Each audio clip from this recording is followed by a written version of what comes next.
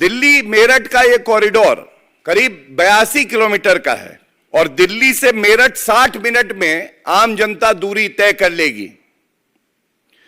इसकी कुल लागत 31,632 करोड़ रुपए, जिसमें अब तक केंद्र सरकार अपना पूरा योगदान दे चुकी है और ये 2019 में लिखा हुआ है कि उत्तर प्रदेश को 5,828 करोड़ रुपए देने थे। उत्तर प्रदेश में हमने देखा किस तरह से सरकार है जो जनता की चिंता करती है। वो रुपया भी उत्तर प्रदेश की सरकार ने दिया, 5,828 करोड़। दिल्ली के हिस्से में 1138 करोड़ था, केवल 1138 करोड़। अरविंद केजरीवाल जी की सरकार से कहा गया कि ये जमा कराइए। अरविंद केजरीवाल जी अपने शराब के व्यापारी मित्रों की चिंता करते हैं, अपना शीश महल बनाते हैं और एक तुलनात्मक बात रखना अति आवश्यक है। 3 वर्ष में अरविंद केजरीवाल कट्टर बेईमान घोटालेबाज वसूली सरकार ने अपना महिमा मंडन करने के लिए 1106 करोड़ रुपए के इश्तिहार दे डाले। That on one side your contribution for the RRTS project was 1,138 crores. And you have repeatedly told the Honorable Supreme Court that we do not have the money.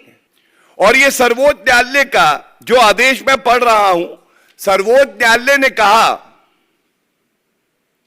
और मैं कोट कर रहा हूं, coat, For the current year, budgetary provision has not been made by the government of NCT of Delhi. उसके बाद उन्होंने कहा, the corridor has recently been finalized.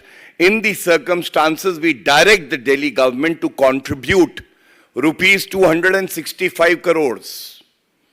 We direct the government of NCT of Delhi to make appropriate budgetary allocation from next year with effect from 1/4/2019.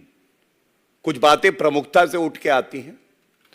जनता के लिए सहूलियत हो, यह मंजूर नहीं है कट्टर बेईमान अरविंद केजरीवाल को। सर्वोच्च न्यायालय के निर्देश पर पहले 265 करोड़ और फिर 21 अप्रैल 2023 को 500 करोड़ रुपए दिए। दोनों बार सर्वोच्च न्यायालय का निर्देश था, स्वयं सामने नहीं आए। और सबसे बड़ी बात है, सर्वोच्च न्यायालय ने कहा बजटरी एलोकेशन कर दीजिएगा।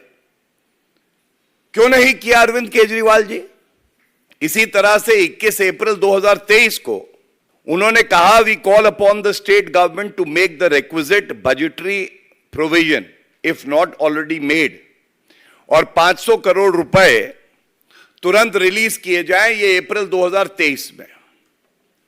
अब जो कल हुआ ये चिंताजनक है।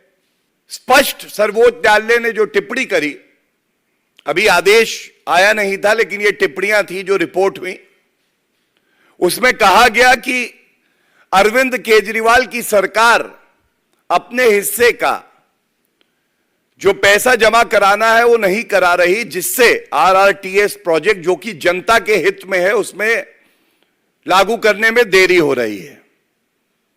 सर्वोच्च न्यायालय ने सख्त टिप्पणी करके कहा, इश्तिहार के लिए तुम्हारे पास रुपया है, RRTS प्रोजेक्ट जो जनता के हित में है इसको लागू करने के लिए रुपया नहीं है।